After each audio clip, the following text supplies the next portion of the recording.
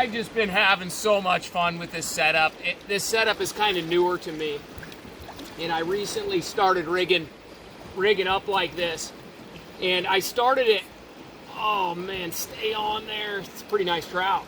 I started rigging up. It's a dark day, and on dark days, it's nice to have a streamer on there, but the problem with the streamer is you kind of throw it through there once or twice, and either they eat it or they don't. So I want to combine a nymph and a streamer presentation all in one. And let me land this fish. Yep, he's on that little Sculpzilla, the mini sculpin, if you will. It's not a big streamer, it's a small streamer. There he is. So yeah, he ate that sculpin right towards the end of the drift, just pounded it. A nice fat rainbow. We'll take it. Let me show you the setup. I've been having a great time because the fish whack this thing, man. So what I've got going is I'm fishing one of my Euro rods. I don't find this works very well under a strike indicator, okay? So I'm fishing a Thomas & Thomas Contact 2 Euro rod. Look for a separate review on this rod later. I need a little bit more time on it before I give it the full-blown review. But what I've got here is I'm fishing that Olive Sculpzilla number 8, the little mini guy. The big one is way too much, too heavy. What I like about this, it's a really streamlined fly. It's pretty easy to cast. It sinks fast, but it's not so dense that it snags in the rocks. It actually slithers through the rocks pretty well. But it's got this little hook on it, which I like because when those fish take and it's not on a tight line or a completely tight line, it's easy for me to get good hook penetration, especially with the light tip of a Euro rod. I don't want a big heavy gauge, heavy wire number 4 streamer hook. That doesn't work nearly as well. But what I've got is I've got that on essentially as my anchor fly. That guy slithers through the rocks. And the beauty of it is at the end of my drift, that thing swings up and out like it did on that last fish, and a larger trout will take that sculpin pattern. Now in front of that, I've got this other nymph, Egan's Frenchy, and what that does, that floats out during the top end of my drift, in the middle of my drift. That thing floats right out in front of the Sculpzilla, just a couple of inches off the bottom. I pick up most of my trout on that small nymph. Now it could be that Egan's Frenchy, which I kind of like because it's not so heavy it gets snaggy. I don't like a real heavy nymph when I run it with that little sculpin. And I fish all that on 4X fluorocarbon. If you go any lighter, you're going to snap off some really nice fish. And 4X seems to be kind of the right recipe. And then additionally, I've got about 3 feet of cider material here.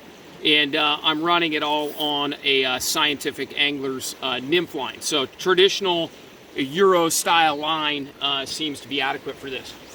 Well, let me jump back in there and let me see if I can get a few more fish. This setup is a riot to fish. One thing you want to pay attention to is make sure and just jig it on the way out, give it some streamer action down there in the bottom end. That's what I was doing when I hooked that last fish. Okay, nice fish. Beautiful. So that fish ate the Sculpzilla, and as usual, it's like right when you tension it up and lift it up off the bottom. No, it didn't eat the Sculpzilla.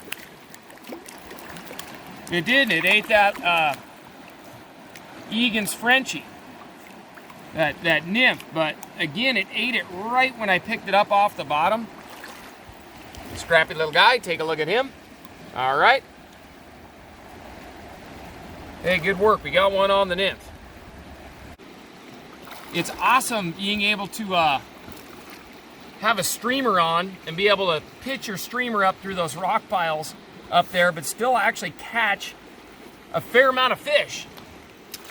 These aren't big fish, but I am delighted just being able to do a little streamer fishing, catch a couple of big ones, and have a chance without having to like reload my whole setup and change my flies and everything. I'm gonna jump back in there and see if I can't keep weeding them out of there.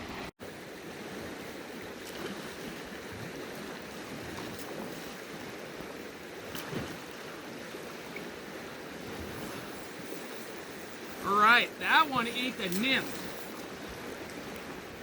And that was the second time I worked through that spot. I changed nymphs. I put on a jig caddis pupa.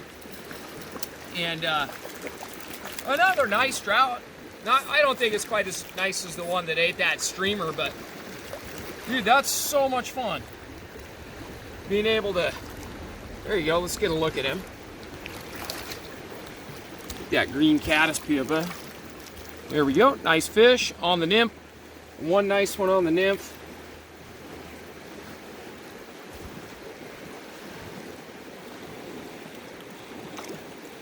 And I got one nice one on the streamer and then about 6 or 8 smaller ones. But yeah, if you haven't tried this kind of the Euro streamer check nymph combo, I don't really have a name for it, but using that little streamer on the back end is a ton of fun, opens up a ton of options, and it's very effective.